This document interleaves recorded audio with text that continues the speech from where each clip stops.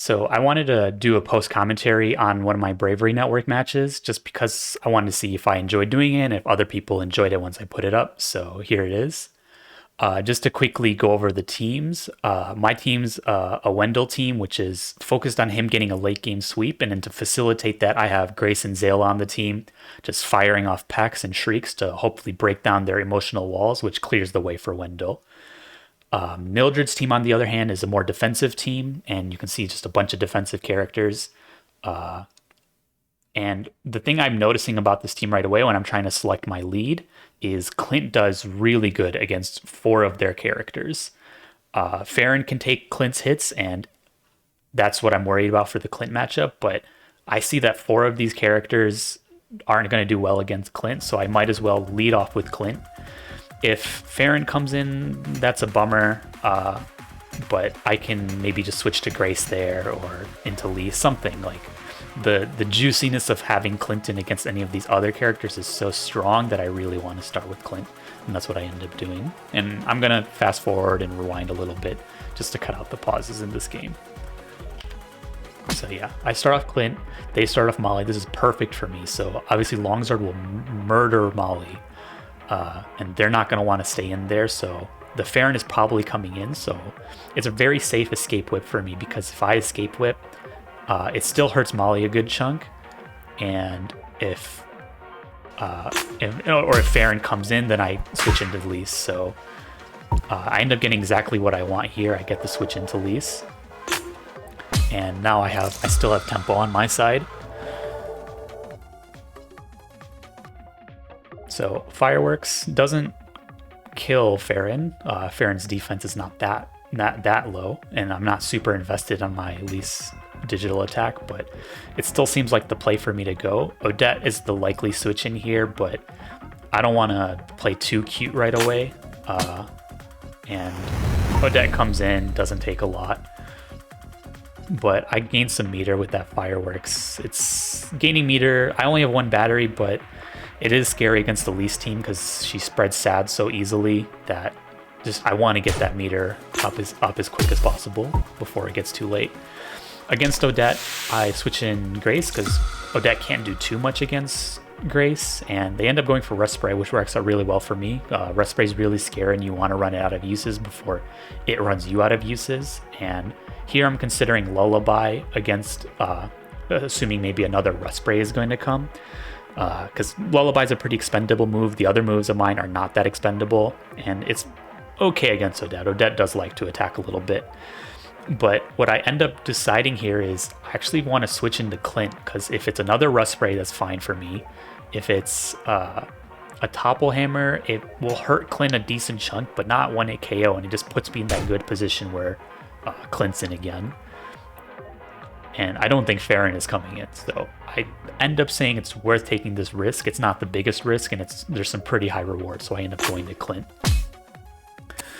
Pester Bomb comes out, so that's perfect for me. I do get sad, which is unfortunate, but I don't have any tricks on this Clint, so I'm not affected by the angry at all.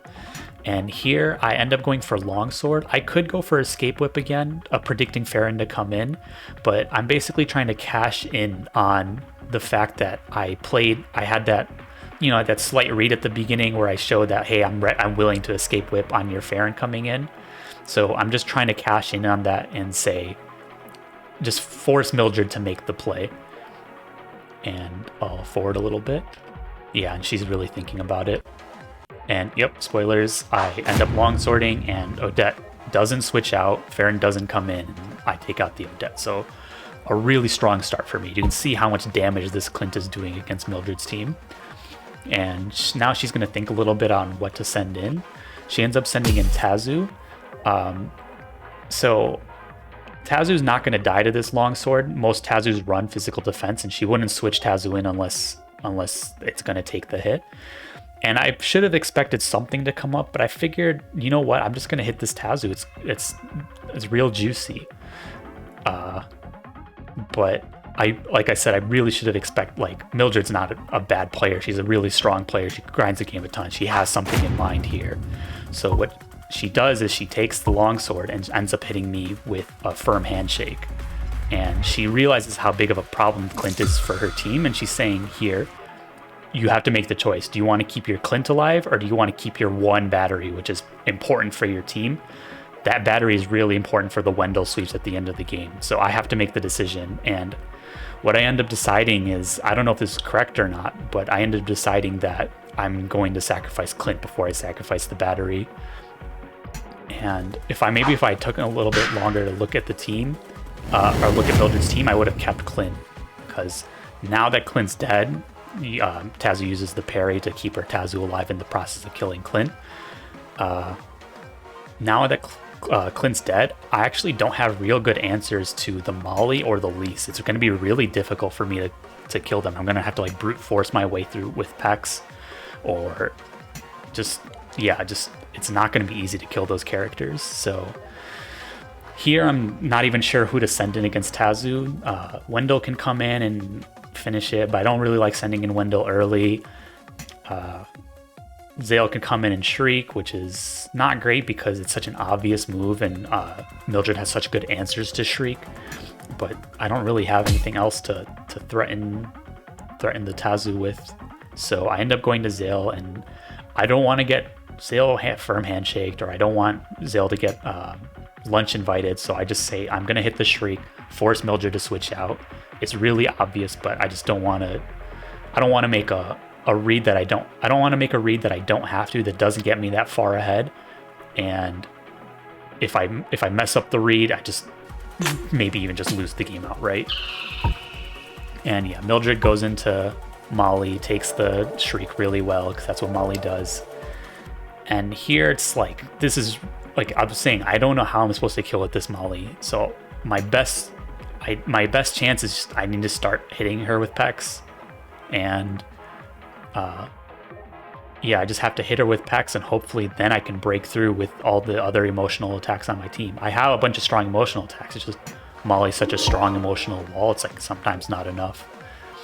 So that's the first peck. I have to hit her with 2 pecks because I'm not Vivid Zale. Maybe I should change that.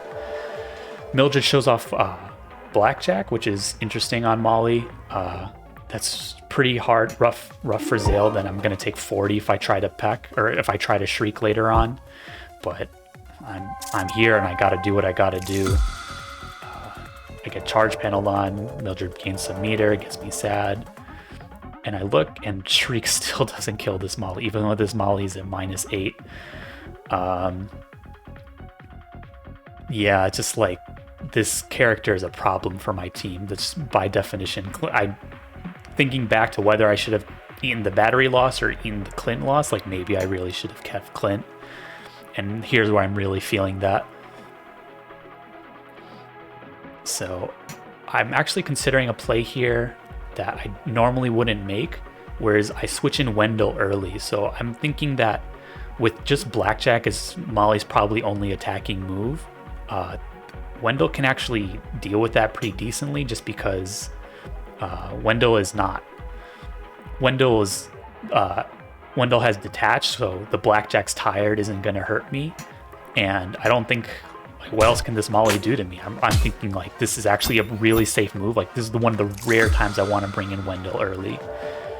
And Mildred ends up bandaging, which is unfortunate because now I can't kill the Molly in one hit, even if I flourish the fashion advice.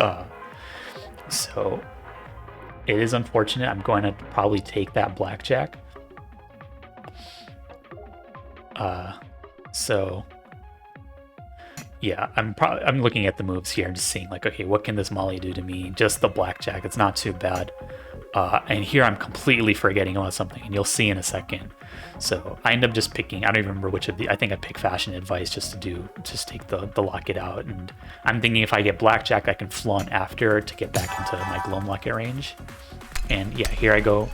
Here's the Fashion Advice, does a chunk to Molly, and then I get Flourish Blackjack, which is, makes me dizzy, which I honestly was not considering Flourish Blackjack at all. A huge misplay on my part. And here I'm thinking, oh no, like I just lost this game. Like, here's my win condition. Like, what am I supposed to do against their team now? Like, if I can't outspeed the Pharyn or the Tazoo, like Wendell's just going to die very quickly. And at this point, I'm thinking like that one move like shifted the entire momentum of the game. So my thought here is, okay, well, the one thing I need to do is get Wendell back up to full health, just so that Gloamlock it can actually proc, and that way this Wendell can at least do one hit. The Wendell will die in 2 hits, but I'll at least get that one hit. Maybe that can be an advantage later on in the game. So here I'll go for Flaunt. And I'll skip forward a bit. Okay, and then Mildred uses Bandage, says, I think the Bandage and the Flaunt basically cancel each other out. So Mildred sees this, and for me, I'll just keep going for Flaunt, because if Mildred wants to keep bandaging, that's good for me, because I'll run out of Flaunts, or she'll run out of bandages before I run out of Flaunts, and if I can get rid of this Dizzy, that would be so good for me. It's not likely, and Mildred's smart enough not to let that happen, but yeah, Mildred's smart enough not to let that happen. So I'm just going to Flaunt again. It'll hit someone pretty hard. If not, it'll get me back to full health, which, like I said, was important, and in comes Lise. Yeah, and Lise does not take that much. Lise has some pretty decent emotional defense, even uninvested. So I don't want to keep Wendell in here. It's not going to get me anywhere, even with the Flourish, like I check right there. So I can switch in my own Lise, or I can switch in Zale. Admire might do a lot to Zale, but I'm not expecting the Lise to admire me. I don't even know if she's running Admire. Sometimes Lises don't. Yeah, fireworks happens, and thankfully Zale can take that pretty healthily. I'm still tired, so this Zale is not going to live for long, but my plan here is just to start firing off a few more pecks, and hopefully my thought here is I need to change what my game plan is. Wendell's not going to win me the game anymore, so, and neither is Zale. Zale's too weak and tired. It has to be Grace. So here I'm just trying to set up Grace for the victory. Grace is still really fast, still has a great emotional attack stat, so if I can peck enough of their team, maybe Grace can break through. The Pharyn's still going to be a problem. Yeah, the Pharyn's still going to be the problem, and this Lise is... Yeah, I don't think even after this peck, I don't think my Grace can kill the Lise. And yeah, you see that I'm short. But here I make kind of like a dodgy play where Mildred doesn't know how much emotional attack my Grace has. So by switching in Grace here, it makes it seem like, oh, I can one hit KO, I can kill you right here with Shriek, right? If she ran the calc and assumed that I had like a very basic set, like a very standard set for an emotional attacker, she'd actually see that I actually can't kill with Shriek, but that's it's a big assumption to make. So what I end up going for is I just go for Grace and hopefully to scare the Lise out. I feel like I'm so behind at this point that I have to make this kind of play. If Mildred doesn't fall for it, then I probably lose, but I just need to go for it. So I end up, I know I can't kill with Shriek, so I'm just going to go for Peck and hopefully hit the Pharyn. That would be ideal. Or if Molly comes in, I can maybe just kill Molly. And what ends up happening is Molly does come in just as death fodder. There's nothing really Mildred can do with this Molly in this situation at this point. So I just go for Peck again, just in case someone switches. But the Molly is dead here, which, like I said, was a big problem earlier. So I'm creeping my way a little bit back in this game, I feel. But the Pharyn is still something that's the problem, I think. The Pharyn and also the Lise. So Pharyn comes in here, and I can switch in Lise here. Pharyn can run either an emotional attack or a physical attack. Usually physical, I think, in my experience. But I don't think Pharyn is going to go for the physical attack here. I think he's going to go for something like Lunch Invite or Rust Spray on this Grace. Because I know Mildred really likes Rust Spray as a move. And so I switch in Lise, hoping that I'll either block a trick or basically not take a Topple Hammer. And yeah, Mildred ends up going for a spray. I got that right. And now I can threaten this Pharyn with fireworks. I end up going for the flourish fireworks here. If the Pharyn has no emotion or no digital defense, it'll kill the Pharyn, which would be great for me. She ends up going for flourish rust spray. I'm gonna pause for a second, or I'll do it here once the thing comes back up. So the Pharyn obviously is invested in emotion or in digital defense, so that's why the flourish fireworks doesn't kill. And then the flourish rust spray I was not really expecting her to go for, but that actually puts a damper on my plans here, because you see I'm out of fireworks because the flourish rust spray took all of its uses, and Admire's not going to kill this Pharyn. I could try going for 2 Admires maybe, but then rust spray is an issue. If she rust sprays again with Pharyn, then I only get to use 1 Admire against this Pharyn, and then this lease is basically useless. All she can do is heart to heart. So I really don't want to Admire here, just because the upside is so low and the downside is so high. So I have to do something. The Grace Shriek is still not enough to kill this Pharyn, but I have to go into Grace. Oh, okay, maybe with biting it's enough. I forget if this Pharyn had a lucky pendant. Yeah, there's the lucky pendant. Right, okay, so I was right. The Shriek is not enough to kill this Pharyn. So I basically have to click Peck, because especially if I use Shriek and it gets Rust Spray, like, that's a problem. I don't know how I'm supposed to deal with the lease then. So I end up going for Peck.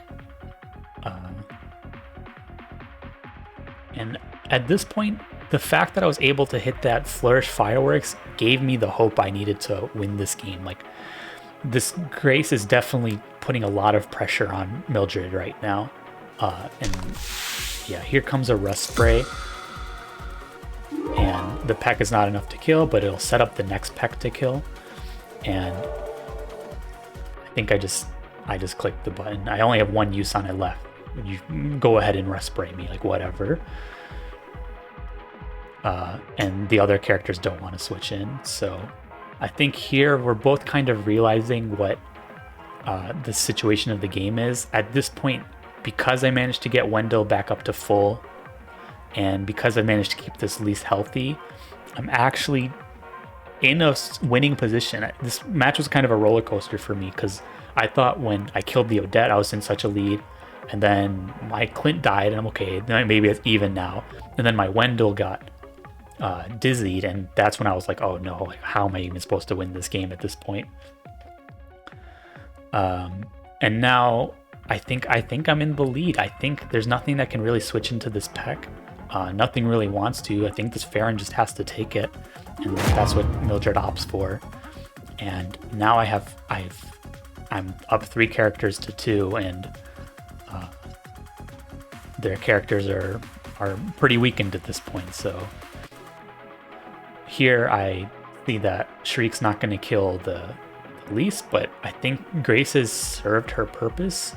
If she can get lease down to 4 HP and Tazoo is really low, then hopefully I think my other 2 characters can finish them off. So I end up going for the Shriek. I trade Grace's life just to get lease real low.